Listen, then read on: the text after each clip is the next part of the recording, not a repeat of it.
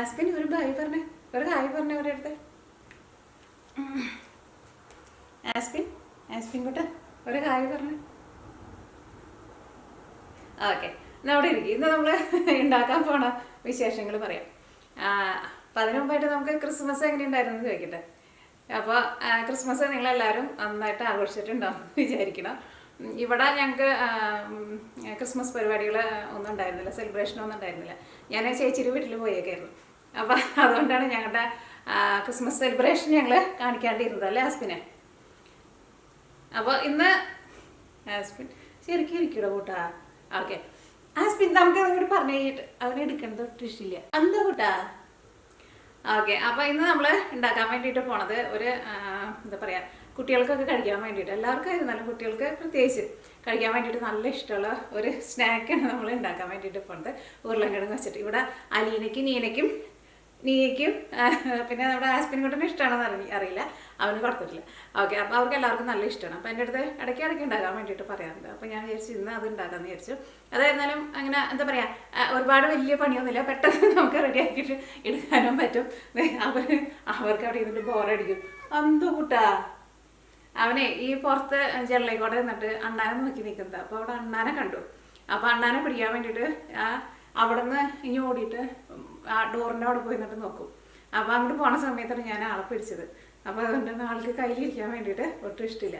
അപ്പോൾ ഇന്നലെ ഞങ്ങൾ ചേച്ചിയുടെ വീട്ടിൽ പോയപ്പോൾ ഇവൻ തന്നെയായിരുന്നു ഇവിടെ. ആൾക്ക് കുഴപ്പമൊന്നും ഉണ്ടായിരുന്നില്ല. എനിക്കാണ് ആള് നല്ല ഉഷാറൊക്കെ ആയിട്ട് നല്ല ഉറക്കൊക്കെ ആയിരുന്നു എന്ന് തോന്നുന്നു. ഓക്കെ, അപ്പോൾ പിന്നെ വേറെ പ്രത്യേകിച്ച് വിശേഷങ്ങളൊന്നുമില്ല. അപ്പോൾ ഇനി നമ്മുടെ പലഹാരം നമുക്ക് റെഡിയാക്കിയിട്ടെടുക്കാം. നമ്മുടെ ആസ്പിൻ കുട്ടനെ വിടട്ടെ. ഇത് റെഡിയാക്കാൻ വേണ്ടിയിട്ട് ഞാനിവിടെ ഇതേപോലത്തെ 3 ഉരുളക്കിഴങ്ങ് എടുത്തിട്ടുണ്ട്. ഈ ഉരുളക്കിഴങ്ങ് നമുക്ക് ഫസ്റ്റ് ഇതിൻ്റെ തൊലി കളഞ്ഞിട്ട് ഇത് നല്ല കനം കുറച്ചിട്ട് നമുക്ക് കട്ട് ചെയ്തിട്ട് എടുക്കാം. ഫസ്റ്റ് നമുക്ക് അത് റെഡിയാക്കാം. അത് കഴിഞ്ഞിട്ട് നമുക്ക് ഇതിലേക്കുള്ള മസാല റെഡിയാക്കാം.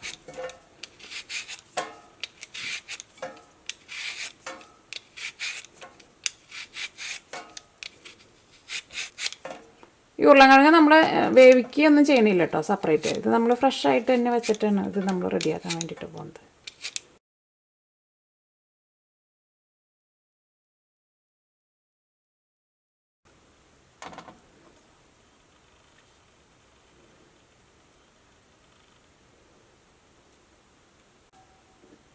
അപ്പോൾ ഉരുളക്കിഴങ്ങ് നമ്മൾ ക്ലീൻ ചെയ്തെടുത്തിട്ടുണ്ട്. ഇനി എന്താണെന്ന് വെച്ചിട്ടുണ്ടെങ്കിൽ ഇത് നല്ല കനം കുറച്ചിട്ട് നമ്മൾ കട്ട് ചെയ്തിട്ട് എടുക്കണം. അപ്പോൾ നിങ്ങളുടെ അടുത്ത് ഇതേപോലെ ഇങ്ങനെ കട്ട് ചെയ്യണ സ്ലൈസർ ഉണ്ടെന്ന് വെച്ചിട്ടുണ്ടെങ്കിൽ അതിനകത്ത് ചെയ്യുക, അല്ലെങ്കിൽ കത്തി വെച്ചിട്ട് ഒട്ടും കനമില്ലാണ്ട് ചെയ്യണം കേട്ടോ.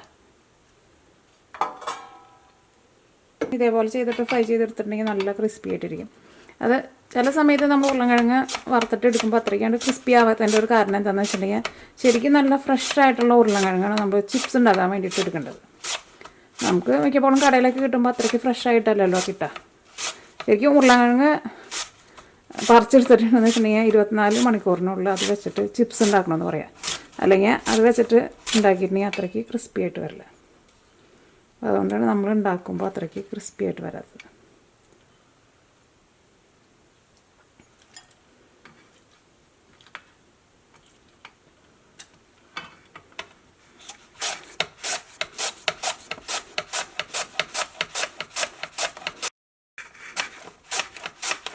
ഈ സ്ലൈസർ നല്ലതാട്ടോ. ഇതിന് ഒരുപാട് ഇതിന് അഡ്ജസ്റ്റ്മെൻ്റ് ഒന്നുമില്ല, നമുക്ക് പെട്ടെന്ന് എടുക്കാനും ഉപയോഗിക്കാനൊക്കെ നല്ല എളുപ്പമാണ്. ഇതിനകത്ത് വെച്ചിട്ട് നമുക്ക് കായ വറുത്തെടുക്കാൻ, നമ്മൾ ബനാന ചിപ്സ് ഉണ്ടാക്കില്ല, അതൊക്കെ വറുത്തെടുക്കാനൊക്കെ സ്ലൈസ് ചെയ്തിട്ട് എടുക്കാൻ വേണ്ടിയിട്ട് നല്ല സാധനം അത്.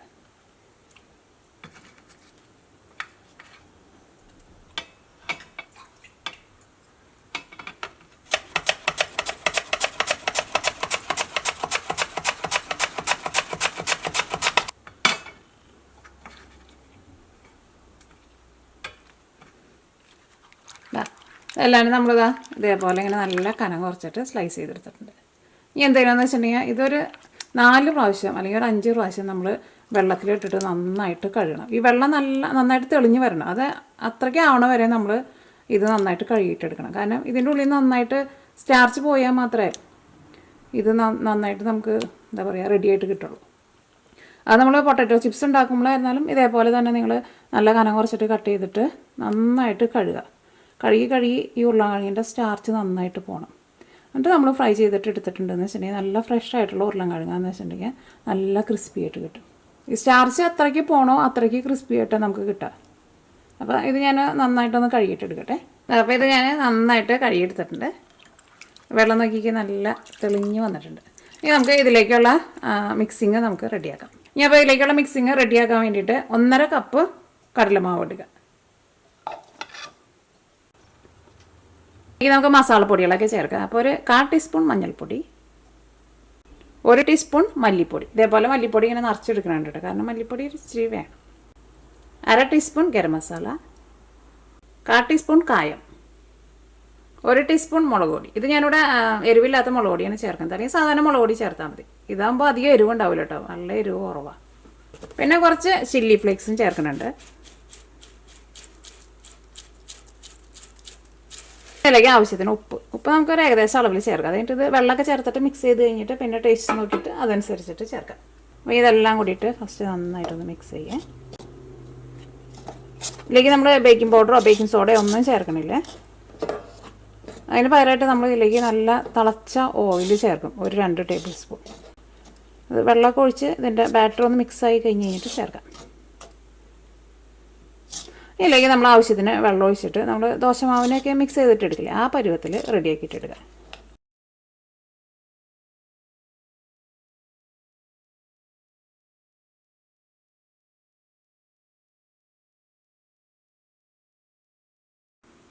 ഇനി നമുക്ക് ഇതിലേക്ക് കുറച്ച് മല്ലിയില ചേർക്കാം, നല്ല പൊട്ടിയായിട്ട് കട്ട് ചെയ്തിട്ട് ചേർക്കാം. ഇനി ഞാനിതിലേക്ക് കുറച്ച് അജ്വൈനും ചേർക്കുന്നുണ്ട്. നമ്മൾ അയ്മോദകം എന്ന് പറയില്ലേ, അതുണ്ടെന്ന് വെച്ചാൽ ചേർക്കാം. അതുകൊണ്ട് ചേർത്തിട്ടുണ്ടെങ്കിൽ നല്ലൊരു ഫ്ലേവർ കിട്ടും. അത് അതേപോലെ തന്നെ കുറച്ച് കയ്യിലെടുത്തിട്ട് ജസ്റ്റ് ഇങ്ങനെ ഒന്ന് തിരുമ്മിയിട്ട് ചേർക്കാം.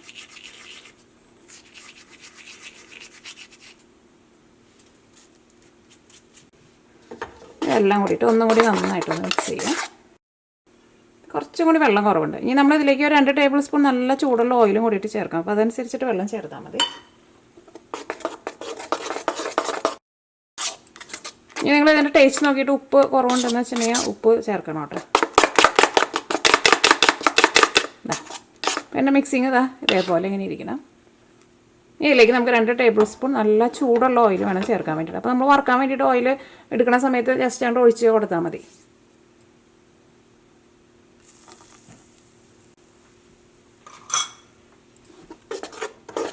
ഓയിൽ ചേർത്ത വഴിക്ക് തന്നെ നന്നായിട്ട് ഒന്നുകൂടി മിക്സ് ചെയ്യണം. ഈ ഓയിൽ ഇതിൻ്റെ കൂടെ നന്നായിട്ട് മിക്സായിട്ട് വരണം കേട്ടോ, ഓയിൽ സെപ്പറേറ്റ് ആയിട്ട് കിടക്കരുത് ഇതിനകത്ത്. നമ്മുടെ ബാറ്റർ റെഡി ആയിട്ടുണ്ട്. ഇനി നമ്മൾ ഉരുളക്കിഴങ്ങ് വെള്ളത്തിലിട്ട് വെച്ചിട്ടില്ലേ, അത് നമുക്ക് ഒരു തുണിയിലിട്ടിട്ട് വെള്ളം ഒന്ന് കളഞ്ഞിട്ട് എടുക്കും.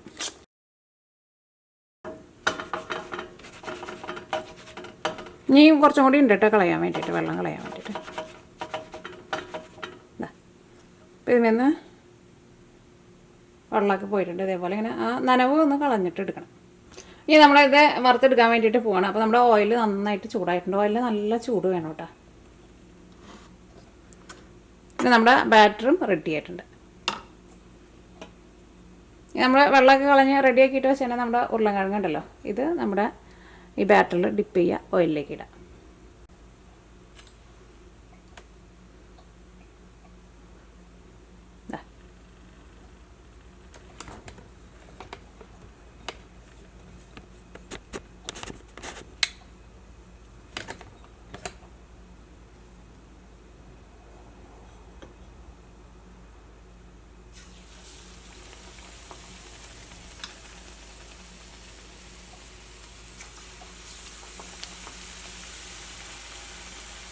നന്നായിട്ട് കൊമ്പളച്ച് വേണ്ട.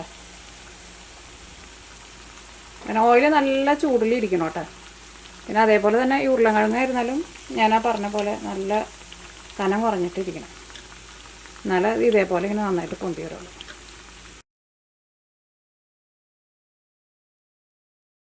നന്നായിട്ട് പൊന്തി വന്നിട്ടുണ്ട്.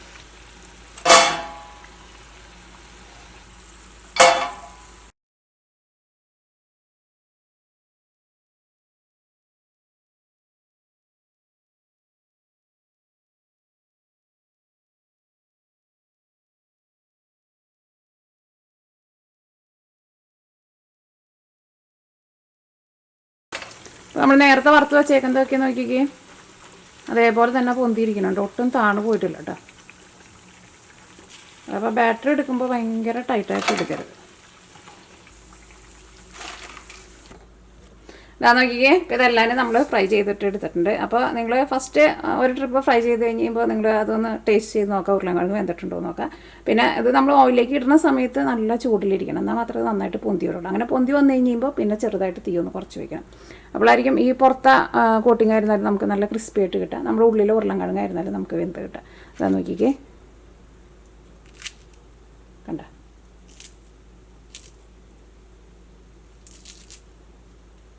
ഉള്ളിലെ ഉരുളക്കിഴങ്ങായിരുന്നാലും ഇതാ നമ്മൾ ഓടിച്ചപ്പോൾ നോക്കിയേ, ഉരുളക്കിഴങ്ങ് ഇതാ നന്നായിട്ട് വെന്തിട്ടുണ്ട്. ഇതാ അതിനെപ്പോഴും ഇവിടെ കിടന്ന് ഉറങ്ങാൻ. ഞാൻ ലൈറ്റ് ഇട്ടിട്ടൊന്നും അറിഞ്ഞിട്ടില്ലേ.